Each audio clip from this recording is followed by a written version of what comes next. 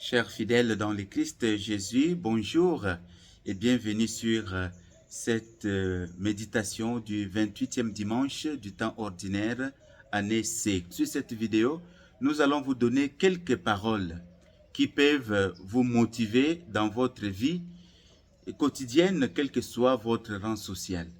Ces paroles de motivation, nous les tirons dans l'évangile du 28e dimanche du temps ordinaire, année C. Il s'agit de l'évangile selon Saint Luc au chapitre 17, versets 11 à 19. Premier point d'attention, c'est que votre situation actuelle ne peut jamais dicter votre vie future. Même si la société vous rejette à cause d'une maladie, à cause d'un handicap, à cause d'une infirmité, il ne faut jamais perdre l'espoir. Les dix hommes, les 10 lépreux, ont eu du courage de crier vers Jésus. Leur maladie n'a pas été pour eux un frein pour aller à la rencontre de Jésus. C'est la raison pour laquelle aujourd'hui, la parole de Dieu nous invite à crier. Criez votre besoin, exprimez votre misère et ayez l'audace de croire à une issue positive, malgré ce que vous vivez actuellement. Ceci est égal aussi, même dans la vie de foyer, même dans la vie de famille. Vous n'arrivez pas à joindre les deux bouts, n'abandonnez pas la lutte. Sortez, allez à la rencontre de Jésus, à la rencontre des frères. Sans doute, une porte vous sera ouverte. Donc, il ne faut pas que votre maladie, votre handicap, votre situation de précarité d'aujourd'hui actuelle puisse vous freiner, puisse mettre une barrière entre vous et votre réussite. Il faut toujours lutter, il faut toujours frapper. Les portes vous seront ouvertes. Faites comme les 10 lépreux, comme ces 10 personnes qui sont malades, mais qui n'ont pas abandonné, qui sont partis à la rencontre de Jésus pour chercher leur guérison, pour chercher leur salut.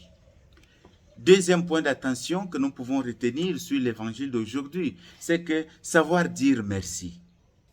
Beaucoup de gens ne savent pas être reconnaissants envers les personnes qui leur ont fait du bien. Ne jamais considérer les biens de la vie pour acquis, c'est ça le problème.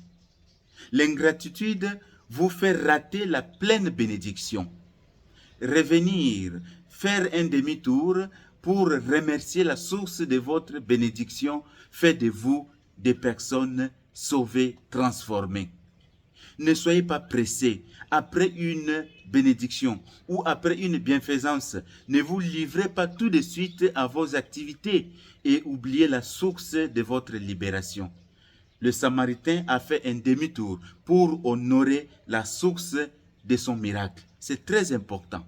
C'est très important dans notre vie. Honorer la source de notre libération. Honorer la source de notre bénédiction. Honorer la source de notre bienfaisance. Donc, ce que le Samaritain a fait, ça nous enseigne, nous aussi, en tant que chrétiens, en tant qu'hommes, en tant que femmes, en tant que jeunes, en tant que qui, pour que nous puissions être reconnaissants envers les personnes qui nous ont fait du bien. Troisième point d'attention et le dernier point d'attention, le Samaritain dans l'évangile de ce dimanche et le général Naaman dans la première lecture nous enseignent qu'il n'y a pas d'étranger pour la grâce de Dieu.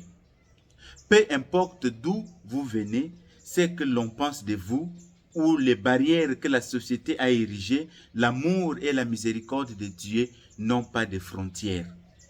Souvent, nous considérons les épreuves comme un châtiment, une punition de Dieu, sans savoir qu'une épreuve peut être une opportunité pour construire des liens nouveaux avec des inconnus.